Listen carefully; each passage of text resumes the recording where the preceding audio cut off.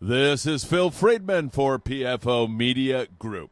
There were so many unusual and memorable things that occurred in the year 2015 for outdoorsmen and fishermen in Baja California and Southern California.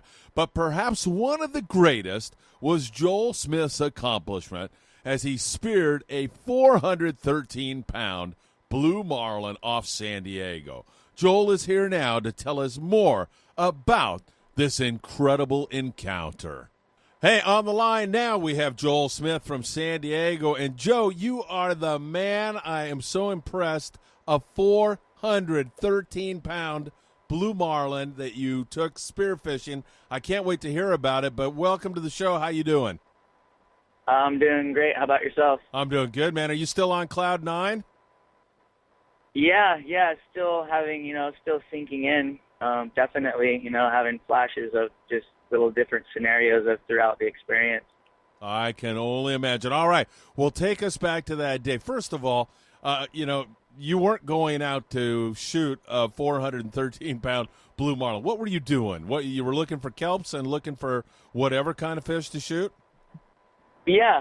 Basically, there's been a lot of Dorado, mainly on the patties, so that's pretty much what we've been getting, angling and spearfishing. Lots of smaller grade yellowfin, lots of Dorado, and occasional yellowtail. Some bigger grade, tuna as well, but I was pretty much mainly thinking we were just going to get some Dorado. And so you get out there and tell me, you found a kelp. I think you were near some sport boats when you first started, weren't you? Yeah, we found these sport boats were on a big kelp, and they were catching a lot of the smaller grade yellowfin, 5 to 8, maybe 10-pound grade.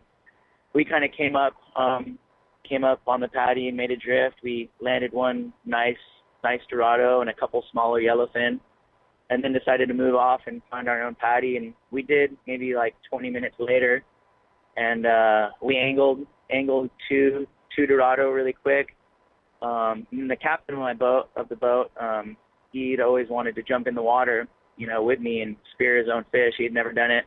I'm always the one diving, and he's always the one live boating me. But my dad was with us, so he took over the boat, and my buddy and I, we jumped in. I got him all set up, and he speared his first Dorado, right off the bat. He was super stoked. So that in itself, was a banner day. First Dorado ever, first shot ever at a Dorado, and he got it. So I got him back to the boat, and then I got back in the water, to get another one. They had kind of moved off, but I figured they'd come back. So I was just hanging out, kind of patrolling the perimeter of the patty. And maybe 10, 15 minutes later, 3 or 4 little small yellowfin came up right up under it. And we're kind of just hanging out with these really small yellowtail. So I made my way back to them, and just as I was about to make the dive to take a shot, this marlin comes just blasting straight up, from the deep, and, basically making a shot, focusing in, honing in on these little yellowfin for lunch himself. And right when he gets to them, about ready to eat them, he notices me and just does a complete 180 and just, swims straight at me. At first, I thought he was, coming at me with more of aggression, but then I realized it's more of, it's just kind of an aggressive sort of posturing, or more of a dominant posturing, like, this is my lunch, get away, this isn't I'm the apex predator here. So it came straight at me, and then just kind of went perfectly broadside to me, just really just checking me out. And it just presented itself with a perfect shot. And normally I would never take a shot on something that big. It was just kind of a calculated, I had it, and it was just there, presented itself as really close. So I took it, and at first I thought I stoned it, because it completely just went limp, floated to the surface, belly up. And I was like, all right, good, I got it, I stoned it. But as I started swimming it back to the boat, it woke back up. So I pretty much think I just, knocked it out. And all of a sudden, instead of me going towards the boat, I'm definitely going away from the boat, just getting dragged by this thing. And I was like, oh, no, I'm going to lose it. And then it went back out. so it gave me time. I got it almost back to the boat. It woke back up again, and this time I'm holding onto the buoy, kind of, water skiing behind it for a little bit. And then it stopped one more time, and I figured this for sure would be the last chance I'd had to get it back to the boat. So I swam it back and just got there in time to, my dad gaffed the shooting line out of my hand. I just didn't give me enough time to get back in the boat, and then we had to hand line it. It took us probably close to 3 hours, running it down with the boat, hand lining it, just kind of doing a dance with it for in between 2.5 and 3 hours, and finally ended up, getting it. We kept it. We had other floats, we had other buoys, other lines on board in case, it really wanted to take one of those crazy sounding runs. But we didn't need him. We kept him on the short line. I had about 125 feet of line, a shooting line to a bungee to a hard line. And that was, enough, barely enough. And we ended up subduing him close to like 3 hours into it.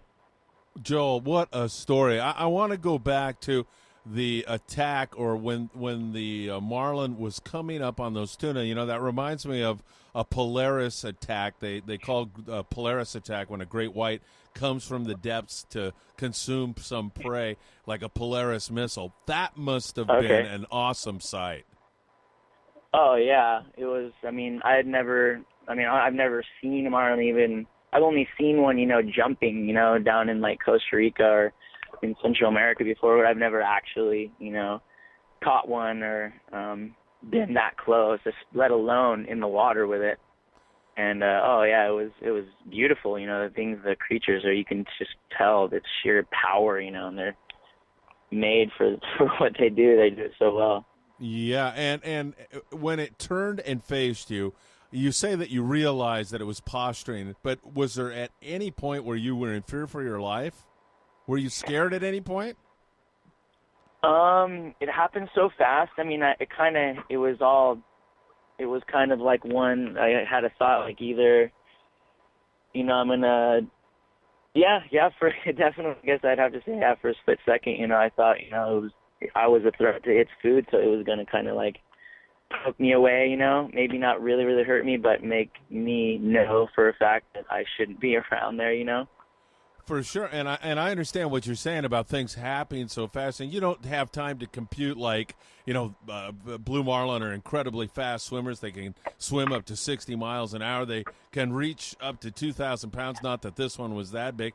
And, of course, when they hunt, they use their spear to inflict injuries on fish, and that's how they hunt. So, man, that must have been that when you came face to face with that, there must have been a primal yanking at the back of your neck saying, oh, my God, I'm in trouble here. Yeah, there was a little bit of that going through my head. And then also, as I saw it, and then it kind of, I realized it was more just really just taking a good look at me, kind of more of a curious effect. More of, showing, flexing its dominance. But and then at that point, I didn't think it was going to actually, try and do anything towards me. And it just really happened so fast. It was like came at me, went broadside. I saw the perfect shot and I took it, and that was it. Oh, Joel, and then the other thing that I noticed, you said, I think when it was giving you a little bit of a ride there, your major fear was you were going to lose the thing. You at no time mentioned, hey, I'm in fear for my life or something might go wrong here. You really, after you had shot this creature, you really wanted to get it, didn't you? Yeah. I am not into just killing these creatures. You know what I mean? I eat everything and keep everything. I would feel so bad if I killed it, and lost it. And just, I really wanted to make sure. You're killing this beautiful creature. You got to show respect to it and do it justice, and get it properly processed and all of that. When it first showed up to eat the tuna and it looked at you, was it lit up? Was it all fluorescent? Did you get to see that? I did. It was that. That's actually one thing I left out. It was like electric violet, like almost like a color you've never really seen. It's almost like a surreal color. It's weird. Yeah, like an indigo violet blue. Wow. I mean, incredible. And have you had a chance to eat any of it? I have had blue marlin. My son caught one down in the East Cape that was foul hooked and died during the battle. So I've had blue marlin, and it's some of the best fish I've ever had. Yeah, we took it straight to Point Loma Seafood, and it's actually being smoked as we speak. Well, I might have to come down and see you and do this interview in person when that fish is all smoked up, if you know what I mean, Joel. Yeah, you're more than welcome. Hey, and another thing, I'm curious about the reaction that you have received from other anglers, other spear fishermen. I mean, this is a modern day, old man in the sea, as far as I'm concerned. Have you had mostly positive reaction? Any negative reaction? That was actually one of my fears. I was kind of just keeping it under wraps, and then one of my friends actually ended up posting it on social media, and I was kind of bummed out a little bit. I was fearful for that negative reaction, but there's absolutely been no negative reaction at all. It's all been real positive, especially for my friends. They know that I'm not trying to, kill these creatures, for some stupid sport, Yeah, and so it's totally positive. It's been great. Talking to you for the little bit of time, we don't know each other, but just a little bit of time, I can hear that you're conscientious about the ocean and its creatures. I can hear all of that, and I think it's great. And it sounds like you've also traveled a little bit, maybe to Costa Rica, Central America, where I lived for a year. So you've been around a little bit, haven't you? Yeah, a little bit. Mainly just surf trips, though. A lot of Central America, South America, mainland Mexico and Indonesia and stuff. Try to get down there as much as possible. Awesome. Good stuff. Joel, I'm not even going to ask you where this ranks in your spearfishing adventures because I know it's up at the top. It has to be. I'm going to ask you in terms of life events. You better not get in trouble with the wife and say it's more important than when you got married or anything like that if you are married. But in terms of life events, put this in perspective for me. This has got to be, how many people have ever done this before, for God's sakes? This has got to be way up at the top. Yeah, it far surpasses anything, And what really, really makes it cool is that I got to share it with my dad, and it was 2 days after his birthday. So we were kind of like set up this trip for. It's hard to coordinate our schedules, so it's kind of like a birthday, sort of late birthday get together, and yeah, I don't think I ever even would have got it without him because he's a really, really seasoned fisherman, gone on all the 18-day. He used to make lures for all the, the commercial 18-day boats. And so he knows his stuff. So he knew, how to deal with it. And to share it with him was super cool. Man, I'm so glad you pointed that out because, some of the best times I've had with my two boys, Philip and Patrick, are out on the water, catching fish, spending time with my boys. And, man, I'm glad you pointed that out because it's such an important part of being in the outdoors, and fishing really brings families together, and that you could share that with your dad, and that is so important to you. I'm glad you pointed that out. That's cool stuff, Joel.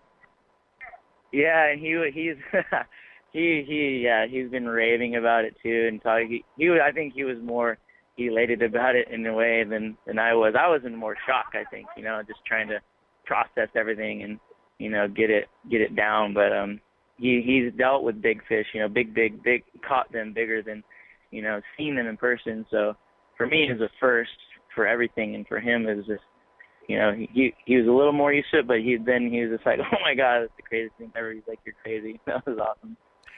Joel, we've seen a lot of crazy stuff this past year and a half or so, and here in 2015 with wahoo being taken and short-billed spearfish and, whale sharks and all kinds of crazy stuff, but this has to rank at the very, very top. And I got to tell you, it couldn't have happened to a nicer person. I can tell that from talking to you, and I'm so glad you got to share that with your father. And I can't thank you enough for sharing it with all of us. What a great story, and congratulations. What a great catch that was.